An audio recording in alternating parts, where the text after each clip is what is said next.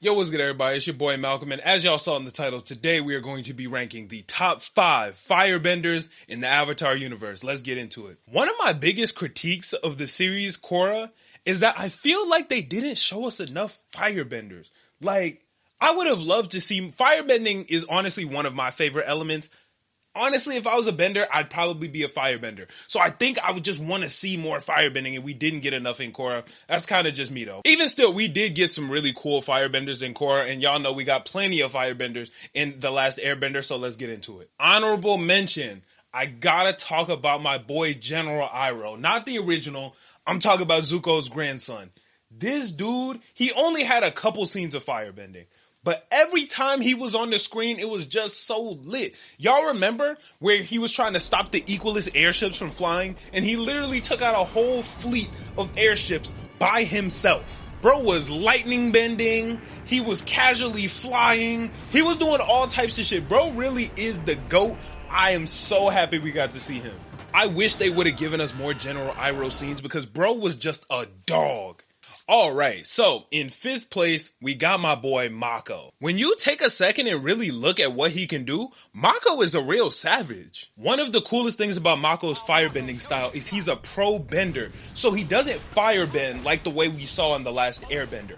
Mako uses his own boxing style of firebending, and then he also mixes that in with classic firebending, which makes it hard for people to fight him, because people aren't used to fighting boxers. Mako is very disciplined and precise. That shows up in his firebending. He's very exact in all of the moves he makes. He doesn't make many mistakes. One of the biggest differences between firebending in Avatar: The Last Airbender and firebending in The Legends of Korra is lightning bending became a lot more common. So while lightning bending used to be a big thing in The Last Airbender, Mako can casually lightning bend. It's really not a problem for him. We see him lightning bend all of the time. One of his craziest lightning bending feats is him being the only person to ever get the best of Amon. And for those reasons, I'm gonna put Mako in the number 5 spot for firebenders. In the 4th spot, we got Plea. It would have been criminal of me to not put a combustion bender on this list because combustion bending is so fucking overpowered. The amount of destructive power that combustion bending brings is crazy, and it's so rare that no one is used to going up against it. Are there other combustion benders outside of Sparky Boom Man and Plea? I have no idea. Those are the only ones we've ever seen or even heard of. The reason I picked Plea over Combustion Man is because we see her do so much more. Plea is not only a combustion bender. We see her bend fire multiple times throughout the show, whether it's redirecting somebody else's or creating her own fire. And Plea also has an ability that we never saw Combustion Man do. She can curve her shots. So she's already a sniper, but she has the ability to control where her shots are hitting. That is crazy. The way the Red Lotus used her was just genius. They always had her in a sniper position. So she would be up away from the actual fight, just blasting down on people. And then when she actually did get into the mix, you don't want to see her close range. She was taking on an entire fleet of earthbenders until, y'all know, the tragic event. Plea! But she was killing that shit. Plea has to go in their number 4 spot. She was an epic firebender. Now let's be honest. I think we all knew who the top 3 firebenders were gonna be, and they're all from that family. We know who they are. In the number 3 position, we got my boy Prince Zuko. Well, I guess you could call him Fire Lord Zuko. I mean, he's both, but we only really saw him firebend as Prince Zuko. We didn't see Fire Lord Zuko bend that much aside from a couple seconds in The Legends of Korra. Y'all know I love Zuko. I'm overly biased when we're talking about Zuko because he's one of my favorite characters in all of fiction. But when we're talking about Zuko's firebending, he was already good at the start of the show, but he wasn't incredible. That one kind of felt hot. Don't patronize me. You know what it's supposed to look like. Zuko was consistently getting beat in like seasons 1 and 2 of Avatar. Honestly, even season 3, he was getting beat until like the later end of it. But Zuko used to get beat a lot. But by the end, Zuko was an absolute savage. The thing about Zuko is he's not only a firebender, he's also a swordsman and a martial artist. And that shows up in his bending. It makes him a better bender and gives him a bigger skill set than most just regular firebenders. And then by the end of the show, Zuko goes and learns the original source of firebending, which makes his bending a whole new level. In Avatar: The Last Airbender, most people found the source of their firebending in rage, but Zuko was able to go find the original source and bend like Uncle Iroh did, which is different. It turned him into a next level firebender, and it gave him that edge that not many firebenders have. And on top of that, Zuko's firebending is so unique because he doesn't only bend like a firebender. Zuko uses all types of different bending forms in his firebending. If you're watching his final fight with Azula, he does moves that Aang would do. He uses airbender moves. We see him use earthbending moves. We see him, he's basically the avatar of fire. Zuko really upgraded his firebending by the end of the show.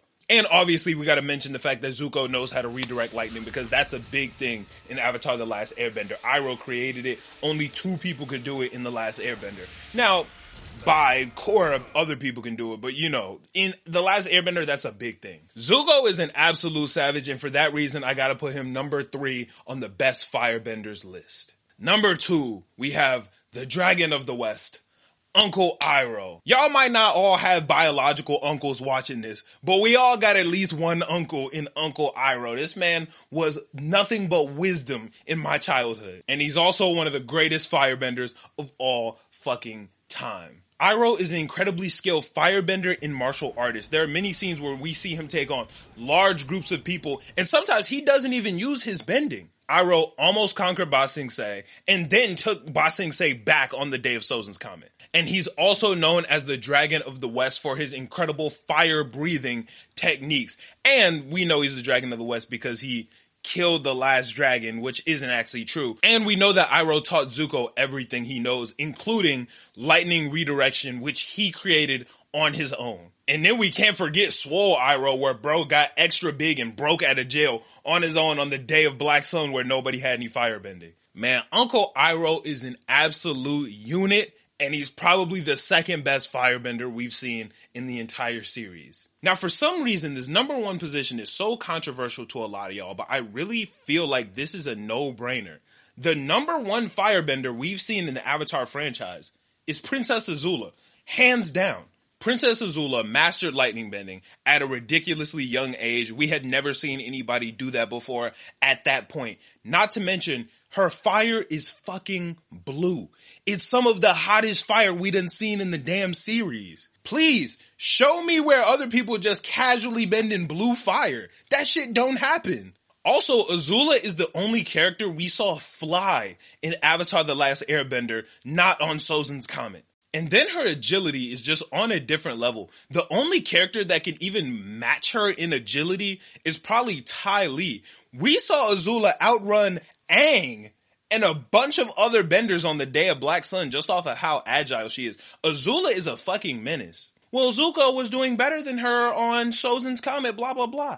I don't know why I have to tell y'all this. The day of Sozin's Comet was the day every single firebender was at their strongest, except for Azula.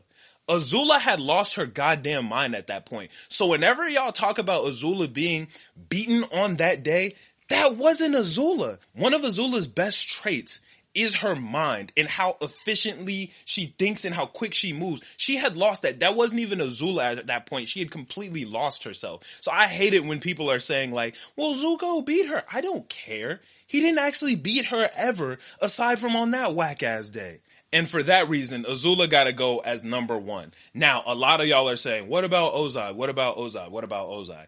Yes, Ozai is said to be very strong. We never actually see him do shit. Yeah, we saw him bend against Aang on the day of Sozin's Comet, but it's the day of Sozin's Comet. Everybody has a power buff. You can't really tell how strong anybody is on that day.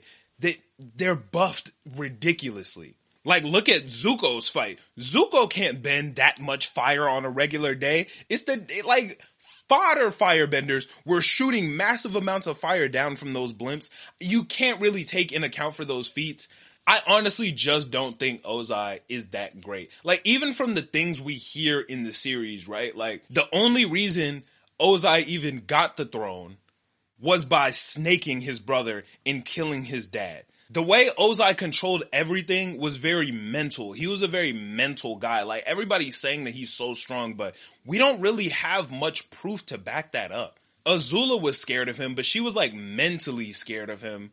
That's her dad. You know, psychologically, yeah. There's the scene where Iroh goes, I don't know if I could beat him. Which, one, he didn't say he couldn't beat him. And we also got to remember, Iroh mad old at that point. I don't know.